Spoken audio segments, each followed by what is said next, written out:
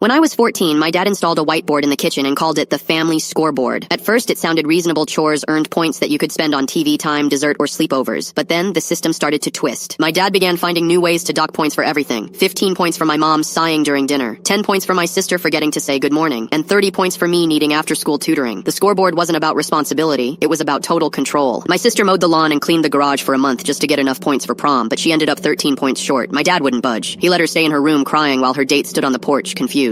He even docked her another 20 points for creating an awkward situation. The night everything exploded, I needed 100 points to play in my varsity baseball regional championship. I was at 96. I begged him, telling him it was the biggest game of my life, but he just said I should have planned better. When I called the system broken, he docked me for disrespect. When my mom tried to intervene, he told her she had no decision-making privileges because her own score was in the negative. My mom finally stood up. She walked to the whiteboard and ripped it off the wall. As it clattered to the floor and cracked, my dad stared at it like she'd killed a family member. "That's 500 points for destruction of property," he screamed. "You're now at negative 500. He told her it would take 7 months of maximum chores just to get back to zero. My mom just laughed, a sound that was half laugh, half sob. She grabbed her keys and looked at us. "Kids, get in the car." My dad asked where we were going, and she just said, "Somewhere with no points." We left that night. My dad called 17 times, and then he started texting. He told my mom she was losing points every hour she stayed away. By his calculations, she was at negative 3,000 by morning, but she's never felt more like a winner.